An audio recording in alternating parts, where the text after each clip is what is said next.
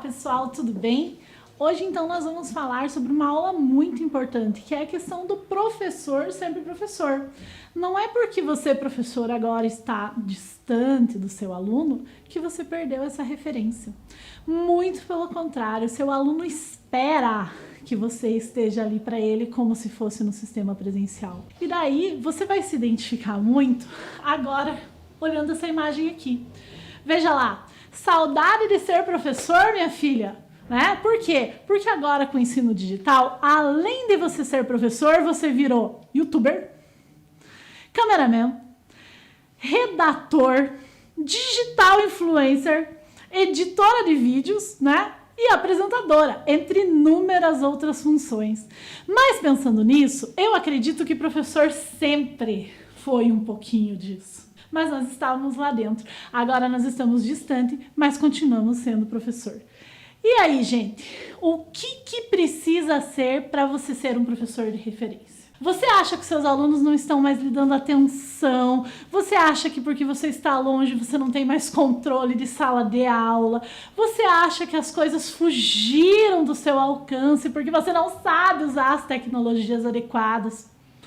Todos nós passamos por isso, né? E algumas dessas questões são relacionadas ao próprio choque de gerações. Muitas vezes o seu filho, o seu sobrinho, aquela criança bonitinha, sabe utilizar melhor as ferramentas do seu celular que você. E aí, o que você precisa para mudar disso? Além de assistir todas as nossas aulas desse módulo de educação digital, o que você precisa para continuar sendo esse professor como referência? Gente, professor é uma das profissões mais lindas. Quando você escolheu ser professor, você sabia disso. Não sabia? Quando você escolheu ser educador, levar o ensinamento para o seu aluno, você sabia que isso é uma arte. Mas e como que eu faço isso em tempos de crise? O que vai mudar? Primeira questão, o seu compromisso, professor, com a formação do seu aluno, ou o seu compromisso, educador, com o que você quer que o seu aluno aprenda.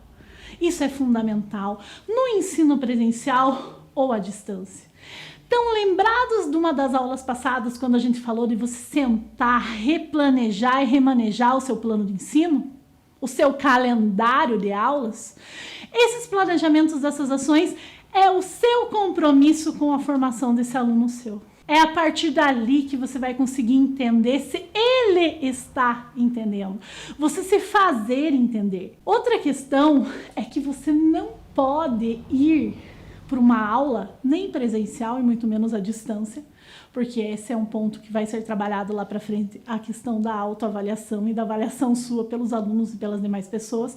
Pois quando você utiliza, por exemplo, uma ferramenta de live no Instagram, não é só o seu aluno que está assistindo aquilo. São várias pessoas que vão ter acesso àquilo. Então, o que é fundamental para você ser esse professor de referência? Profundo domínio do assunto do que você for ensinar. Não pode ir para uma aula sem saber do que você está falando. Ou ter um conhecimento básico sobre aquilo. Você tem que dominar o assunto. Você, professor, tem que acreditar, você, educador, tem que se mostrar o mais presente e o mais autossuficiente com relação ao conhecimento. Boa comunicação.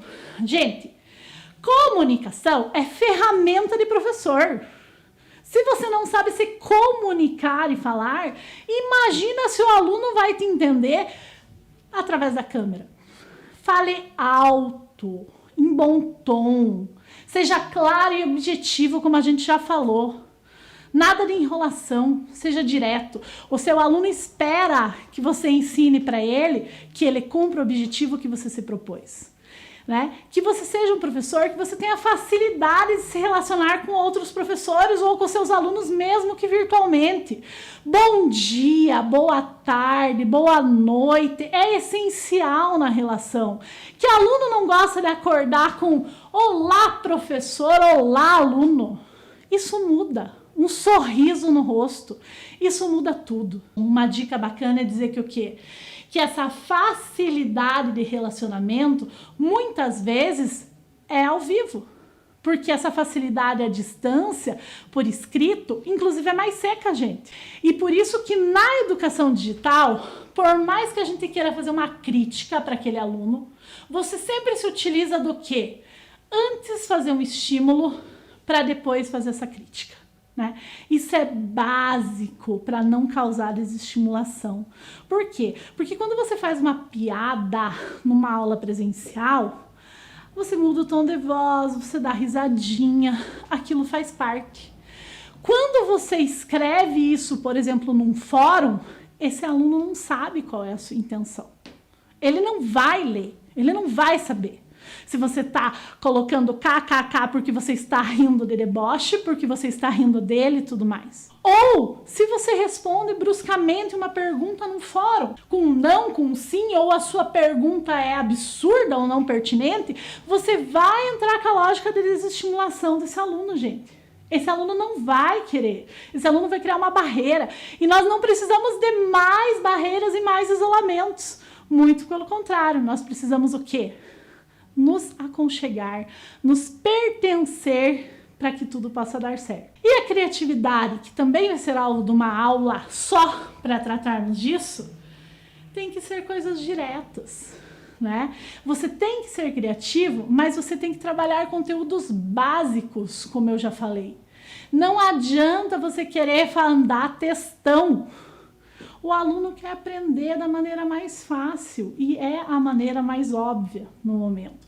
Se esse aluno tiver, por exemplo, interesse em aprofundar, inclusive, tipo, depois de uma graduação, por exemplo, de um curso, ele pode procurar outros cursos que façam isso por ele. Um outro ponto para você ser referência é ter paciência, porque existe um número gigante de evasão por insatisfação pelo professor, né? Pelo meio que não funciona, o estímulo tem que ser muito maior à distância. Se você, professor, você educador, não está satisfeito, reclama da plataforma, reclama de todas as questões que não funcionam, o seu aluno vai ficar insatisfeito também. E aquele aluno que, por exemplo, né, estava faltando um gizinho ali para ele cair fora, ele vai cair e vai usar isso como desculpa. Então, se você está com algum problema, tipo, de tecnologia, para acessar ou para fazer qualquer coisa, procure o seu coordenador, procure a TI, mas não passe isso para o seu aluno. Isso é importantíssimo. O seu aluno tem que confiar em você. Você é a referência dele pro mundo da educação. Quando esse aluno te mandar, por exemplo, uma mensagem, responda. Não visualize e deixe ele, tipo, como se não existisse. Né? Você tem que cumprir, tipo, na educação digital, os mesmos parâmetros da educação presencial, porém com mais ênfase, porque você está ali para esse aluno. E detalhe, gente, esse professor, além de todos esses critérios, tem que estar preparado para qualquer tipo de situação. Você está em casa gravando um vídeo, de repente vem teu filho e com a sua filha se brigando, se descabelando e tudo mais. O que você vai fazer? É uma coisa natural. Ou, sei lá, como eu vi esses dias, tipo, uma professora dando aula, seu esposo passou atrás com roupas íntimas. Saiu no vídeo. São coisas totalmente possíveis de acontecer. Então, você tem que estar preparado, você tem que ter jogo de cintura para acertar essas coisas diferentes. Planejar esse processo de ensino-aprendizagem, como a gente já falou na aula anterior, sabendo que vão acontecer imprevistos. Às vezes você monta uma aula muito bacana, muito legal, chega lá, não funciona a internet. O que você vai fazer com esse aluno? Ou, né, esse aluno não consegue te ver, você traz gravuras, traz coisas e ele não consegue te acompanhar. Não sabemos. Outra dica importante, gente, manter-se atualizado sobre metodologias de ensino. Não é porque estamos distantes com a educação digital que você não pode se utilizar de ferramentas importantes. Pode. Como a gente já falou, a questão da aula expositiva deve ser o mínimo. Acompanhe os avanços tecnológicos. Não fique para trás. Se dê ao luxo, se dê ao direito de entender tudo isso. Porque professor, enquanto referência, quando a gente fala da figura do professor, é a questão de inspiração. E inspiração como? Vocês me perguntam.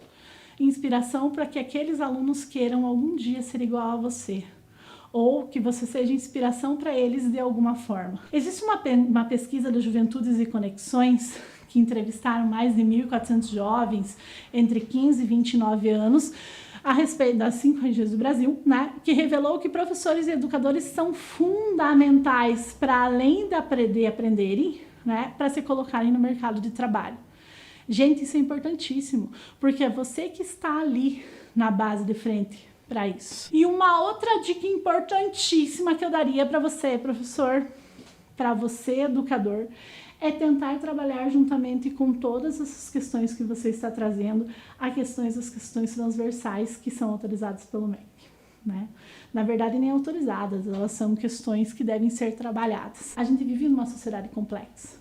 Você tem que trazer isso para os seus alunos como forma, inclusive, de formação humanística.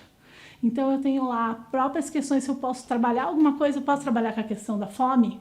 Posso. Né? Violência contra a mulher? Posso. Às vezes, se utilizar de algumas coisas nesse período de isolamento para falar de falta de assistência ou médica ou ineficiente? Posso e devo. Corrupção, analfabetismo, vandalismo, violência sexual, drogas. Tem vários assuntos que você, professor, domina e que você precisa trabalhar com esse aluno. Então, muitas dessas questões, a responsabilidade é inclusive para tirar esses alunos do senso comum. É desmistificar algumas coisas absurdas, né? Então, essa é a aula tipo para trabalhar com relação à referência dos professores. E vamos para a próxima para vocês entenderem um pouquinho do que a gente precisa trazer de soluções e metodologias alternativas.